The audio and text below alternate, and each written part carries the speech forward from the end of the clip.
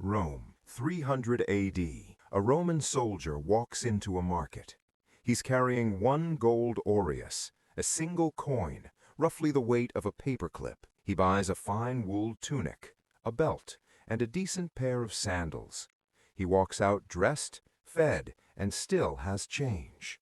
Now here's the part that should stop you cold. In 2024, that same gold coin, same weight, same purity, is worth roughly $650.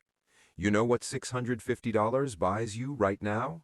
A decent pair of shoes, a belt, maybe a shirt if you shop smart. 1,700 years, two completely different civilizations, the same purchasing power, almost to the dollar. That's not a coincidence, that's a pattern, and once you see it, you cannot unsee it. Here's what nobody tells you about money. Every currency that has ever existed, every single one, has either collapsed, been replaced, or been quietly inflated into near worthlessness.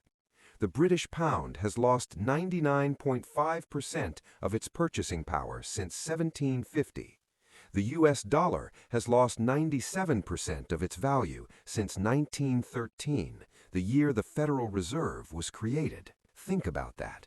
The most powerful currency in human history, and it's worth 3 cents on the dollar compared to what it was just over a century ago. And yet, one asset has watched every single one of those currencies die, outlasted every empire, survived every war, every depression, every hyperinflation spiral. We need to talk about gold, not as a relic, as a mathematical fact. First stop, Rome's slow-motion collapse. Most people think Rome fell overnight. It didn't. It was bled dry over centuries, and the bleeding started with the money. In 64 AD, Emperor Nero began shaving silver from Roman coins, just a little, enough to mint more coins without mining more metal. His successors did the same, then theirs did too. By 268 AD, the silver content in Roman coins had dropped from 85% to less than 5%.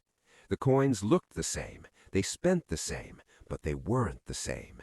Explosive inflation. Soldiers demanded higher wages. The empire minted its way into chaos. Wheat that cost 2 denarii per bushel in 200 AD cost 200 denarii per bushel by 344 AD, a 10,000% increase in roughly 150 years. Here's what survived that entire collapse without losing a single percentage point of value: gold. Roman merchants who held gold didn't just survive the debasement, they absorbed the wealth of everyone who didn't. Fast forward, Germany, 1923. This one hits different because it happened so fast. In January 1921, $1 US bought 90 German marks.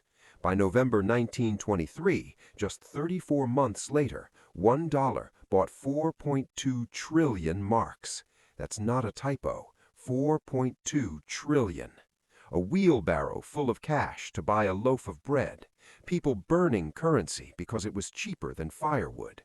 A woman who left a basket of money outside a shop for 5 minutes came back to find someone had stolen the basket and left the money on the ground. But here's the cognitive dissonance moment that should break your brain a little.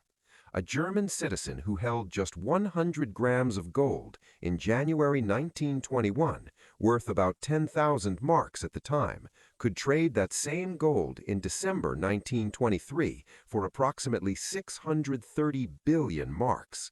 Their wealth didn't just survive, it multiplied in nominal terms so dramatically they could have bought entire city blocks from their neighbors at fire sale prices. Same pattern, different century. Same pattern, different continent, Zimbabwe, 2008. You've probably heard the number, but let me give it to you straight so it lands properly. Zimbabwe's peak monthly inflation rate in November 2008 was 79.6 billion%. Not a metaphor, not an exaggeration. The government issued a $100 trillion note, a single bill that wasn't enough to buy a bus ticket. teachers stopped showing up to school because the cost of the commute exceeded their daily salary before they even arrived. And then, here's where the timeline does something remarkable. Zimbabwean citizens who had managed to hold even small amounts of gold, coins, jewelry, whatever they could, didn't just survive the collapse. They became the middle class of the next economy. Because when a currency dies, whatever is left holding value doesn't just maintain its worth, it inherits the purchasing power that the dead currency left behind. Gold didn't go up in Zimbabwe. The Zimbabwe dollar went down, all the way to zero. Gold simply stayed. Now let's come back to today, because this isn't just history.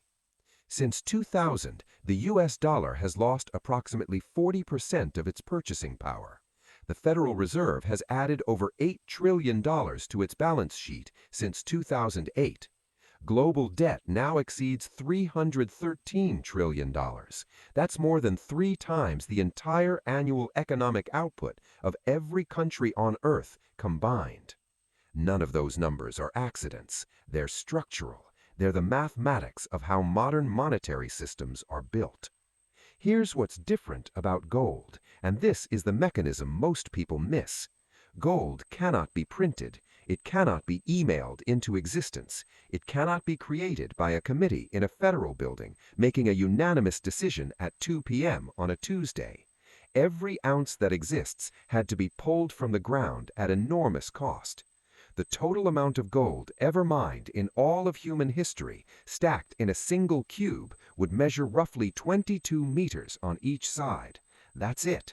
That's all there is. Scarcity that cannot be legislated away is the rarest thing in the modern financial world. And here's the cognitive tension that most people never sit with long enough. Gold doesn't produce anything. It pays no dividend. It generates no cash flow. Every serious investor you've ever heard of, from Warren Buffett to Ray Dalio, has had complicated feelings about it. But Ray Dalio also said this, and I want you to really hear it. If you don't own gold, you know neither history nor economics. That's not a sales pitch. That's a pattern recognition statement from someone who has spent decades studying how money actually behaves under stress. The history is not ambiguous. Every time a civilization has tried to replace gold's function with paper promises, the paper eventually reveals itself for what it is, a promise made by people with incentives to break it. So here's where we land. Rome's soldiers bought their tunics with gold. Weimar survivors bought their dignity with gold. Zimbabweans rebuilt their lives with gold. And right now, today, while central banks debate interest rates and governments argue over debt ceilings, the central banks of China, India, Russia, and Poland are quietly buying gold at the fastest pace recorded since 1967. They know something, and now you do too. This isn't about going all in. It's not about fear. It's about pattern recognition, the same skill that Roman merchants used, that Weimar families wished they'd had, that Zimbabwean teachers learned too late. Remember that Roman soldier walking into the market with 1 gold coin? You're walking into a different market, different year, different currency, different prices, but the same question he faced. What are you holding that will still matter when the numbers on the paper stop making sense?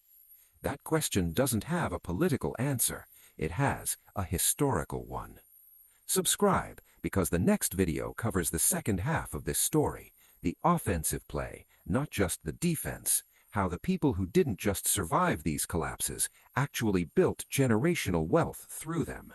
That one might matter even more.